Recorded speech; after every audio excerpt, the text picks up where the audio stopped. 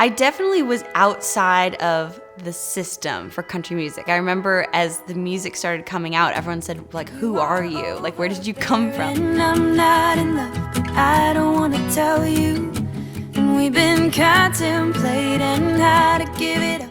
I grew up in Lafayette, California, which is not very far from San Francisco in terms of miles, but it is very different in terms of landscape.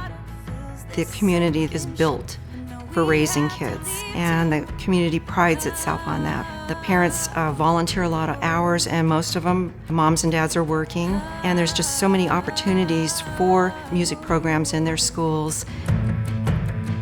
Cameron, as a little girl, was very bright, very thoughtful, very joyful. She's always had positive influences growing up, her family, her teachers. My grandparents were a big part of my upbringing. The year I was born, they got a ranch down in Southern California. It was more like a fun place for everyone to be and the family to be together. We definitely had some instruments there, like an old guitar and a piano, which was definitely the main one. I'd be this teeny little person next to this big grandpa who had huge hands, so he could do like full octaves, and my like little hands were like trying really hard to do just like a fifth or something.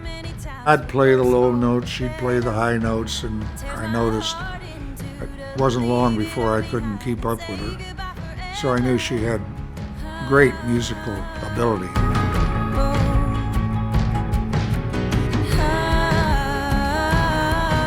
I think of songwriting as storytelling. Country music, it is stories, like it is real stories, what people go through, and this kind of lost art from like older generations that they would do it just over the dinner table, and that's what my grandpa's really good at.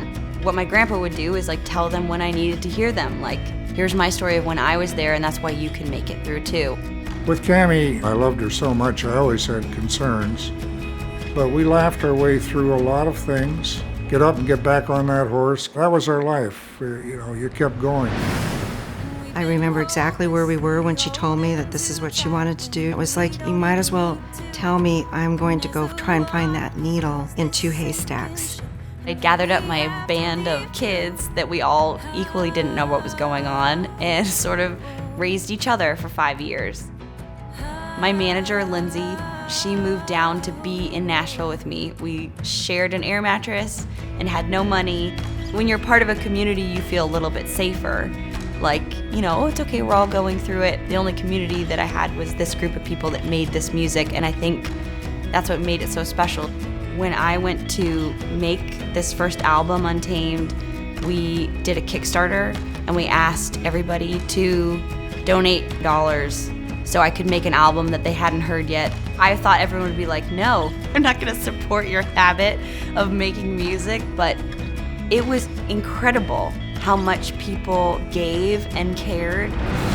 State Farm celebrates great artists and the good neighbors back home who helped make them who they are today. For part 2 of Cam's artist story, go to neighborhoodsessions.com.